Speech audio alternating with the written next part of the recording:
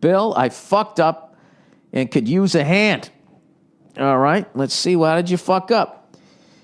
Hey, you old biscuit bacon bitch. I fucked this one up and could use some of your broadcasted advice.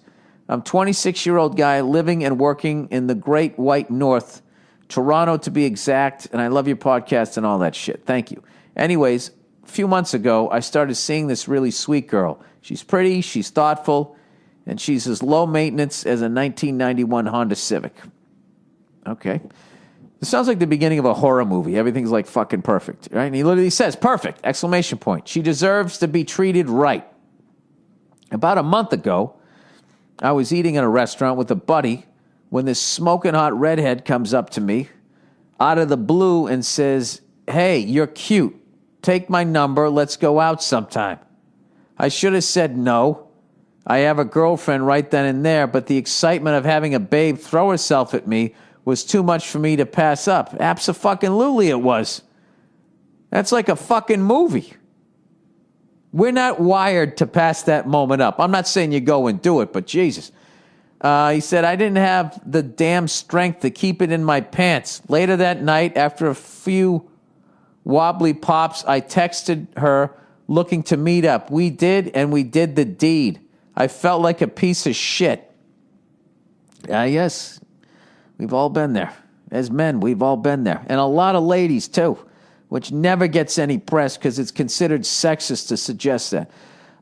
Here's where it's getting interesting and slightly complicated. Not even 48 hours later, I'm hanging out with my girlfriend when she gets a call from one of her friends saying, I have some bad news to tell you. Oh, boy. I overheard the conversation coming from my girlfriend's phone, and knowing exactly what the bad news was, I snatched the phone from her and proceeded to spill my guts and told her the whole story. Well, there you go. At least you manned it up. Evidently, the friend that called was roommates with the redhead, and the redhead, through social media, had hunted me down and shown my picture to her roommates. Dude, you can't get away with anything anymore. Look at this. The friend goes on to tell the redhead that I have a girlfriend. Oh, dude, this is like you're going to end up with nothing here. My girlfriend obviously was super upset, but being the sweetheart she is, and after many, I'm so sorry's from me, she agreed to let me try to make it up to her. How do cheaters do this shit? I didn't even last 48 hours. Cut to 2 weeks later, myself and 3 of my buddies since kindergarten are on a mountaineering expedition in Peru. Dude, what are you, fucking Jason Bourne? What's going on here? Hot chicks throwing themselves at you, now you're in fucking Peru? A trip we planned since February, and I get this panic-stricken email from my girlfriend saying she, parentheses, the redhead, had broken into my apartment and trashed the place. See attached photos. Dude, what the fuck? Women are fucking crazy. Let's just say this, okay? Like, how is she hurt? She came walking up to you, threw her fucking clam at you, you fucking took it. You're not in a relationship with her. My voice is literally cracking. You're not in a relationship. You're not in a fucking relationship with her. Dude, you just need to prosecute this fucking woman. This has to stop, this whole fucking thing that when women get upset, they can destroy property. Let a guy go out and fucking trash some woman's car after she fucks around on him. He'll end up in jail and have to pay for the fucking car. Everything was smashed. My TV, one of my guitars. She cut up my bed sheets and the duvet. She even went so far as to throw all my towels in the bathtub and ran the water. How do I know it was the redhead? The dumb bitch left a note next to the TV saying, cheaters never win, or some bullshit like that. Give me a fucking break. She even bragged about the whole ordeal to her affirmation roommate. Classic guy. He just writes, sheesh. My girlfriend called the cops, and upon my return from Peru, I set up a restraining order against the redhead. You should fucking you should sue her. Here's the problem. All this drama has led to my girlfriend reconsidering her willingness to give me a second chance. Dude, here's the real thing. Anytime some fucking smoking hot girl just comes up to you and throws it at you, you know it's a head case. Go with a fake name. I feel real bad about the whole situation and want to make it work between us. But there's this little voice in my head says, let her break up with you and start fresh. I'm pretty confused. I was going to say that. Just start over again, dude. You're 26. What are you going to, you got a dick. This is going to happen. All right. So he goes, I fucked up initially, but forgiveness then got fucked with and the forgiveness was retracted. Anyways, I hope your sage advice is half as good as those fucking pies you make. Thanks a lot and go fuck yourself. Yeah, dude, you know what you got to do? You got to walk and you got to have this crazy redheaded bitch pay for your shit. All right? Jesus Christ. She takes no responsibility in that, just walking around throwing her fucking pussy at everybody. I mean, what the fuck you think's going to happen?